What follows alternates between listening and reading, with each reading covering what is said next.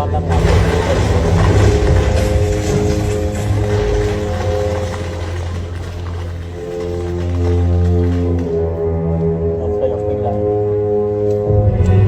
กำลังเทียนนี้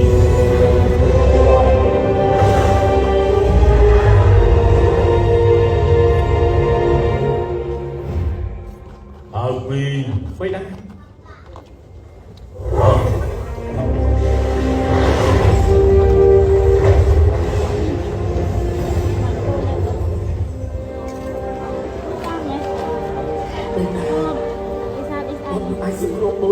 អត់ទេរឿងនោះមិនសំខាន់ទេពេលណាគ្រាន់តែចង់ឲ្យបុតបុតអីឲ្យតែបុតនៅនោះគ្រប់គ្រាន់ណាស់ទៅហើយនឹង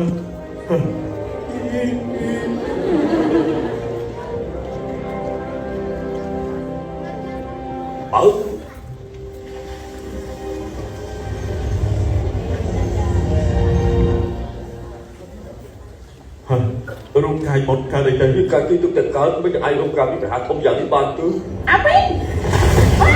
ទូទីក៏កម្រើអាវិញអញកើតអីឬក៏ទទួលជាពេញលីទីក៏ទទួលកម្រើអីប្រើកម្លាំងហួសហើយរូបកាយនឹងរលាយបាត់ទៅវិញអូទេបដៅអើយតាកផុតឆាប់ធ្វើរូបកាយមួយទៀតឲ្យអង្គពីឥឡូវនេះទៅមកកើតរូបកាយទៅដល់ទៅពីសូម្បីដំណាំការជុំទឹកក៏អស់ដែរពេលរូបកាយផលិតគេនឹងរលាយទេលោកគ្រូសាក់ស្វាបានយ៉ាងទេមានការជុំទឹកនេះយើងក៏ធ្វើស្អីមិនបានដូចគ្នាមិនអីខ្ញុំដណ្ដើមកន្លែងឯងសុំខ្ញុំហើយបានខាងអ្នកបងខ្ញុំអាចដល់ឯងមានជីវិតវិញទុកថាស្មាន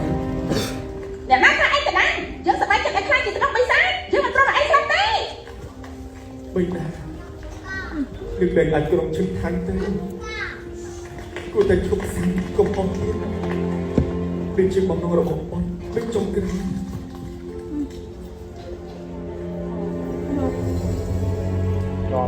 ច្បាស់ជាមានវិធី